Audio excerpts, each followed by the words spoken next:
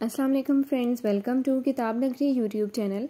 किताबों की नगरी में खुश आमदीद। मैं हूं आपकी होस्ट इकरा यासीन और आज मैं आपके लिए लेकर आई हूं यमन इवा की कलम से तहरीर करदा नावल अहले दिल के एपिसोड नंबर 49 को लेकर। इस एपिसोड को स्टार्ट करने से पहले अगर आपने चैनल को सब्सक्राइब नहीं किया तो जल्दी से कर लीजिए इसे सब्सक्राइब, वीडियो को कर लीजिए लाइक और क्लिक कर लीजिए बेल आइकन को, ताकि आपको इस नावल की हर नई अपलोड होने वाली किस्त की नोटिफिकेशंस फ़ौरन मौसूल हो सके। अब स्टार्ट करते हैं आज के एपिसोड। मेरी कमर में दर्द हो रहा है दीदे, हाय अल्लाह मुझसे बैठा भी नहीं जा रहा। मरिया का पिछले 1 घंटे से कमरे में शोर गूंज रहा था। दीदे की गोद में सजदे की तरह झुकी वो रोती जा रही थी। अम्मा परेशान से उसकी पुश्त के जख्मी हिस्से को छोड़कर अतराफ में हल्का हल्का दबाने की कोशिश कर रही थी। सब्र कर मेरी धी, चोट लगी है तो दर्द होगा ही, एक तरफ करवट लेकर सो जाना। दीदी ने उसका सर दबाते हुए नरमी से समझाया। वहीं बड़ी बड़ी नफ़ी में सर हिलाने लगी। नहीं सो सकती एक साइड पर, अब तो जिस्म भी दर्द कर रहा है, या अल्लाह मैं मर जाऊंगी। वो ऊंची आवाज़ में शोर मचाए पूरे घर को घबराहट में मुब्तला कर रही थी। बड़ी भाभी नाजिया भागी भागी गर्म दूध डाल लाई, मगर उसने पीने से इनकार कर दिया। उसकी हालत पर अम्मा का बीपी लो होने लगा। चाहे जोहर पढ़कर लौटा तो कमरे में अच्छा खासा तूफान मचा हुआ था। वो भी परेशान हो गया। क्या हुआ इसे? अम्मा से सवाल करता वो उसके पास पहुंचा। भरिया ने सर उठाकर देखा, चेहरा बिल्कुल सुर्ख और भीगा हुआ था। शाहे घबरा गया। मुझे पेन किलर चाहिए, कहाँ रखी है आपने मेडिसिन? मुझे बहुत शदीद दर्द हो रहा है कमर में। भरिया ने भीगी आवाज़ में शाहे से सवाल किया। भरिया सब्र कर ले, तो गोली नहीं खा सकती पगली, बच्चे को नुकसान होगा। अम्मा ने बेचारगी से 10वीं मरतबा अपनी बात दोहराई। शाहे पहले ही पेन किलर्स वगैरह छुपा चुका था, वरना वह बिना पूछे खा लेती। अम्मा प्लीज़, एक टैबलेट खाने से कुछ नहीं होगा, ना मैं बैठ सकती हूँ ना मैं सो सकती हूँ।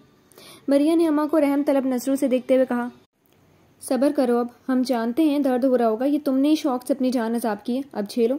शाहे का दिमाग फिर से खराब हो रहा था। भरिया आंसू भरी आंखों से उसे घूरने लगी। शाहे चुप कर जा, तू ना शुरू हो जाना, अब तू जाकर सो जा अपने कमरे में। अम्मा ने उसे वहां से भेजना चाहा। भरिया के तेवर अम्मा को बिगड़ते महसूस हुए। मैंने अपनी जान अजाब नहीं की, असल मकसद ये बच्चा है जिसे जिंदा और ठीक रखने के लिए मुझे इतनी तकलीफ उठानी पड़ रही है। ना ये होता ना एहतियात करनी पड़ती। वो गुस्से से जवाब दे रही थी। शायद झटके से उसके करीब आया। दीदी और अम्मा घबरा गई। क्या बकवास की है तुमने? फिर से कहो। वो गुस्से से दांत कुचकुचाकर बोल रहा था। शाहे चुप कर जा, भरिया सो जा बस। अम्मा दोनों को रोकने की कोशिश में हलकान होने लगी। मैं सो नहीं पा रही, ये बकवास नहीं सच है। पहले आपके बेटे ने खुद मेरी जिंदगी अजीरन की रखी और अब ये मुसीबत मेरे गले में डाल दी है। मैं कोई अनोखी तो नहीं थी जो शादी पर गई या गिर गई। अब ना मैं मेडिसिन ले सकती हूँ ना सुकून से सो सकती हूँ। इससे तो अच्छा था कि बच्चा ही मर जाता। इसके आखिरी जुमले पर शाहे का दिमाग सनसना गया। चुप, बिल्कुल चुप। तुमने दोबारा ये फजूल बकवास की तो ये जबान खींच लूंगा तुम्हारी। शाहे पूरी शिद्दत से ठाड़ा था। अपने बच्चे के बारे में ऐसी बात सुनकर उसका दिल रुकने वाला हो गया था। दीदी भी दम्बा खुद बैठी थी। उसकी फराटे भरती जबान पर अम्मा साकित हो गई। कोई माँ इतनी जालिम कैसे हो सकती है?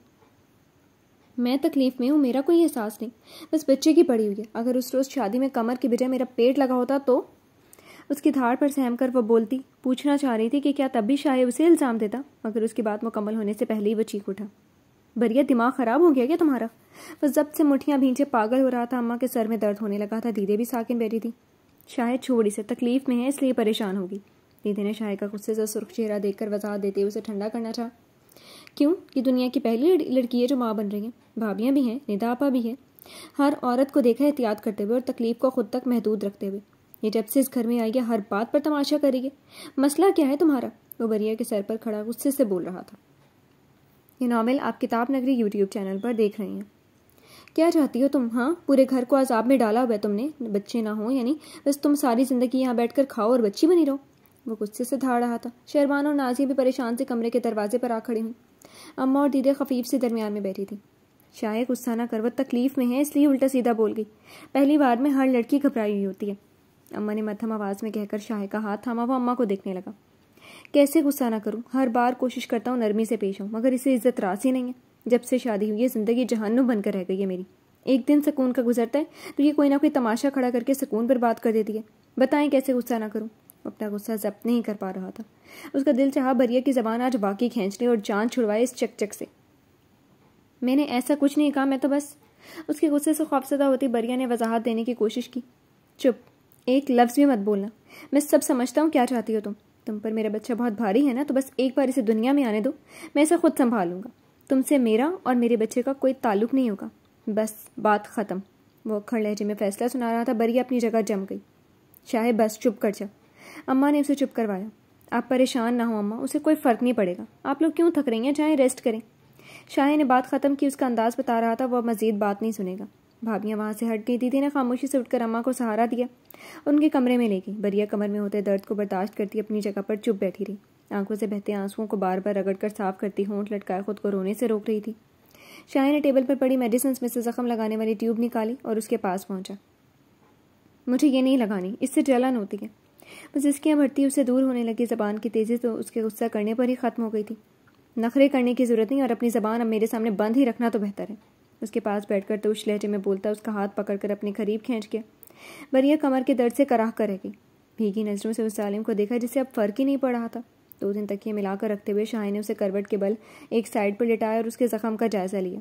नीले सब्ज निशान सोजिश ज़दा हो रहे थे और ज़ख्म के अंदर खून के साथ हल्की हल्की पस हो रही थी। वो फिक्रमंदी से लब काटते हुए उठा और बैंडेज का सामान उठा लाया। बरिया चुपचाप बाजू में चेहरा छुपाए रोने में मसरूफ़ थी। वो कॉटन पर डिटोल लगाकर ज़ख्म साफ़ करने लगा। साफ़ करके सिपरेट लगाई तो जलन के शदीद एहसास पर तड़प कर सीधी हुई। सिपरेट क्यों लगा रहे हो? वो चीख कर बोलती रुख मोड़कर उसे देखने लगी। शाय के घूरने पर उससे दूर खिसकने लगी। बस अब लगा चुका हूँ, थोड़ा सा रह गया। उसे थाम कर अपने करीब करता संजीदगी से बोला, बस मैं ठीक हूँ, मुझे और नहीं लगाना। वो रोते हुए उसे अपना हाथ छुड़वाने लगी। बरिया कहाँ है ना, ज़बान बंद रखो, सीधी होकर बैठो। अब अगर तुमने हरकत करने की कोशिश की तो पूरी बोतल उंडेल दूंगा। वो तपते लहजे में बोलता उसे फ्रीज कर गया। शाही ने अच्छे से सेपरेट लगाकर बैंडेज की।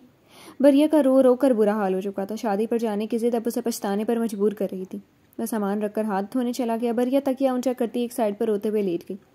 उसे लगा था शायद अभी आकर उसे चुप करवाएगा, सीने से लगाएगा, मगर वो कमरे में नहीं आया। उसके इंतजार में खुद ही रोते रोते नींद में चली गई थी।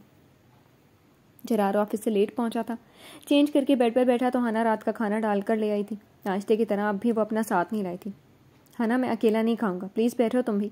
उसका हाथ थाम कर रोकता मिन्नत भरे लहजे में बोला। हना ने झटके से हाथ छुड़वाया। और अगर मैं पापा के साथ चली जाती फिर किसके साथ खाते? समझ लीजिए, आपने जब जाने का कहा था तब चली गई थी मैं। वो स्पॉट लहजे में बोली। हना यार प्लीज़, अब इतनी तो सज़ा मत दो ना। वो रूहान से सूरत बनाकर बोलता उसके दोनों हाथ थाम गया। इस बार गिरफ्त इतनी सख्त रखी कि वो चाहकर भी हाथ नहीं छुड़वा पाई थी। सज़ा नहीं है, लेकिन अब मैं किसी फरीब में नहीं रहना चाहती। वो संजीदगी से बोली तो जरी ने आह भरी। अच्छा बैठो, मुझे ज़रूरी बात करनी है। मोबाइल कहाँ है तुम्हारा? उसे अपने पास बिठाकर पूछने लगा। हना ने नज़र बेड के साइड टेबल की जानिब दौड़ाई। जरी ने पलट कर देखा और हाथ बढ़ाकर उसका मोबाइल उठा लिया। हना खामोशी से बैठ गई। 3-4 मंथ के लिए ऑफिस में किसी प्रोजेक्ट पर वर्क कर रहे हैं हम, और उसके लिए हर वीक मंडे, ट्यूसडे और वेंसडे मीटिंग होती है हमारी। उसके मोबाइल पर कुछ टाइप करते हुए बोल रहा था। मीटिंग में कभी 3-4 घंटे भी लग जाते हैं और इस दौरान मोबाइल साइलेंट पर रखते हैं सब। तो मैंने शायद का नंबर तुम्हारे पास सेव कर दिया। अगर खुदा ना खास्ता कोई इमरजेंसी हो या कोई परेशानी हो और मैं कॉल ना उठाऊं तो उसे कॉल कर लेना, वो फ़ौरन आ जाएगा। उसने नंबर सेव करके मोबाइल एक तरफ रख दिया। हना अब भी चुप रही। चलो अब खाना खाएं प्लीज़ यार, खाने के वक्त कोई लड़ाई नहीं। जरार ने उसके सामने ट्रे रखी और उसके बोलने से पहले ही रिक्वेस्ट की। हना मज़ीद बहस के बिना खामोशी से बैठकर खाना खाने लगी। जरी ने तशक्कुर का सांस भरा। ये नावल आप किताब नगरी यूट्यूब चैनल पर देख रही हैं। अगर ये प्रोजेक्ट अच्छा रहा तो मेरी भी प्रमोशन हो जाएगी, गाड़ी भी मिलेगी और ऑफिस की तरफ से घर भी। छोटा होगा मगर आई थिंक इससे तो बहुत अच्छा होगा। खाने के दौरान वो पुरजोश लहजे में बताने लगा। हना ने उसका दमकता चेहरा देखा। मैं पापा को ऑफिस ज्वाइन करना चाहती हूँ। हना ने कुछ रुक कर अपना फैसला सुनाया। जरार का मुँह की तरफ जाता हाथ रास्ते में रुक गया। मगर क्यों हना, मैं जॉब कर रहा हूँ ना। वो बेचैनी से पहलू बदल कर बोला। पापा से बात हुई थी, उनकी तबीयत अब बहुत ख़राब रहने लगी। रिक्वेस्ट कर रहे थे कि जो मेरा है उसे मैं खुद संभालूं। इसमें कोई बुराई तो नहीं है। आपने भी उस दिन यही कहा था जो मेरा घर है, बिजनेस है, वो मेरा रहेगा, आपको कोई मसला नहीं। वो संजीदगी से बोलती उसे याद दिला रही थी। जरी ने गहरा सांस भरकर सर हिला दिया। मैं नहीं चाहता कि तुम खुद को थकाओ। कमाना और तुम्हारे अखराजात उठाना मेरी जिम्मेदारी है। वो मध्यम लहजे में बोलता अपनी ख्वाहिश बता रहा था। अगर आप ऐसा चाहते हैं तो ऑफिस संभाल लेते, पापा का नहीं मेरा समझकर मेरी जिम्मेदारी उठा लेते और मैं घर में सुकून से रहती। जो मेरा है वो मेरा ही रहता। अब अपने नाम नहीं करवा रहे थे कि आपको शर्मिंदगी होती। आपकी ख्वाहिश पूरी करने के लिए मैं अपनी सारी प्रॉपर्टी और बैंक बैलेंस चैरिटी नहीं कर सकती, सॉरी। इसके लिए आपको किसी घरेलू लड़की से शादी करनी चाहिए थी। हना दो टोक बात करती आखिरी निवाला मुंह में डालकर उठी और कमरे से निकल गई। जरार चुप का चुप रह गया। हाँ, शादी ही तो गलत हुई थी। वो हमाद साहब को भी इल्ज़ाम नहीं दे सकता था। उनको वो अच्छा लगा तो बात कर दी थी, मगर फैसला तो खुद जरार ने दिया था। मोहब्बत भी कर बैठा था और अब वो हना को एक छोटे से घर में काम करते रहने वाली ज़िंदगी देना चाहेगा तो जाहिर है वो नहीं मानेगी। वो बाल मुठियों में जकड़े बैठा था। हना को ऑफिस में जाकर मर्दों के साथ काम करना और सारा दिन 2+2=4 करके खुद को थकाना उसे अच्छा नहीं लग रहा था, मगर हल क्या था? आपकी चाय? हना की आवाज़ पर वह सोचों से निकलता चौंक कर हना को देखने लगा। वो उसकी खातिर बिल्कुल ही बदल चुकी थी। सादा सा लिबास, बालों का उलझा बिखरा सा जूड़ा और मेकअप से पाक चेहरा। वो उसका हाथ थाम कर उसे अपने पास बिठाता उसके माथे पर लब रख गया। हाना उसे देखने लगी। आई एम सॉरी, तुम्हें इतना टफ टाइम दे रहा हूँ। शायद मैं तुम्हारे लिए बेहतरीन हमसफ़र साबित नहीं हो सका। वो नरमी से उसके चेहरे के अतराफ में फैली लटों को समेट कर बोला। तो हाना को उसका लहजा उदास सा लगा। मेरे लिए ये टफ टाइम नहीं है। मैं इसी तरह सारी उम्र आपके लिए अपने हाथों से काम कर सकती हूँ, लेकिन मैं बदले में चाहती हूँ मेरा बिजनेस आप संभालें और मेरे घर में रहें। जिस दिन आपने अपना घर बना लिया हम वहीं रहने लगेंगे। हाना ने एक आखिरी कोशिश की। चली खामोशी से उसे खुद से लगाता उसके सर पर एक गाल। जवाब क्या देता, जवाब ही तो समझ नहीं आ रहा था। हाना थकन सता से उसके कंधे पर सर रखी। न जाने उनकी ज़िंदगी कब एक सही ट्रैक पर आने वाली थी। अभी तो हर सिरा उलझा हुआ ही मिल रहा था। उस जिंदगी से थक रही थी और जरी हाना की पसंदीदा जिंदगी में परेशान होता था। शाह उस वाक़ये के बाद से एक बार फिर सख्ती पर उतर आया। अम्मा और दीदी को भी बार बार उसके पास जाने से रोक दिया। अम्मा को बुरा लग रहा था। अब इस हालत में भी उसे ऐसे परेशान करेगा? अम्मा ने खफकी से कहा तो वह सारे नफ़ी में हिला गया। अम्मा, करनी पड़ेगी सख्ती। नरमी पर आपने देखा ना कैसे दिमाग ख़राब करती है। मैं जानता हूँ उसे ख्वाफ है कि उसके बच्चे को प्यार नहीं मिलेगा। समझा कर पागल हो गया हूँ। उसकी पूरी ज़िंदगी का ट्रॉमा उसके साथ है। इतने से वक्त में नहीं सुधरने वाली वो सर झटक कर बोला था। तो तुझे चाहिए प्यार से समझा, उल्टा तू सख्ती पर उतर आया। उसका जख्म देखा कितना ख़राब हो रहा है। तकलीफ होती होगी और फिर जिस हालत से गुजर रही है वैसे भी औरत को थकन हुई रहती है। तू तो ठीक ठाक है, सब्र से काम ले। अम्मा ने उसे समझाते हुए सब्र की तलकीन की, मगर शाह किसी की सुनता ही कब था। मैं चला जाऊँ तो ख्याल रख लेना और नरमी भी बरत लेना आप, लेकिन मेरे होते हुए अब कोई उसके आगे पीछे नहीं घूमेगा। कम से कम किसी एक का खौफ रहे उसे, वरना सारा लिहाज भुला चुकी है वो। शाह की अपनी मंतक थी, उसे परवाह भी बहुत थी, बरिया से प्यार भी बहुत था, मगर उसका यूं जिद करके पूरे घर को अपने लिए भगाए रखना भी बर्दाश्त नहीं हो रहा था। वह सारा दिन आते जाते उस पर नज़र डालता रहा। ईशा बढ़कर लौटा तो खुद बरिया के लिए चाय लेकर कमरे में गया। वह सुबह से अब तक सो रही थी। उसे जगाया तो अंदाज़ा हुआ बुखार से जल रही है। एक कमजोरी और ऊपर से कमर दर्द और तकलीफ। उसे बुखार तो होना ही था, आंखें जल रही थी और रंगत ऐसे जर्द हो रही थी जैसे बरसों की बीमार हो। दूसरे पलंग पर बैठता वह ब्लैंकेट अपनी टांगों पर फैला गया। बरिया खामोशी से चाय पी रही थी। वो फिक्रमंद सा उसे देखने लगा। हर वक्त मुश्किल खड़ी किए रखती थी, फिर खुद भी तकलीफ झेलती थी और उसका भी सर दर्द किए रखती थी। मगर अब वो सोच चुका था, कम से कम यही कुछ माह अब उससे नरमी नहीं बरतेगा, उसका ख्याल रखेगा, उसकी परवाह करेगा, मगर जताएगा नहीं। वो उसके अल्फाज से जख्मी नहीं होना चाहता था।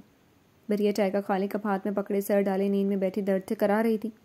शाह ने उसे कप लेकर साइड पर रखा और उसका तपता वजूद थाम कर सीने से लगाते हुए अपने सीने पर सुला लिया। नरमी से उसका सर दबाने लगा। उसके होश में उस पर गुस्सा करके अब उसकी नींद में उसे नरमी से खुद में समेटे बार बार मोहब्बत से उसका सर चूम रहा था। अपने अल्फाज और गुस्से के बरक्स वो बरिया को हर जिद और शोर शराबे के बाद भी दिल से चाहता था।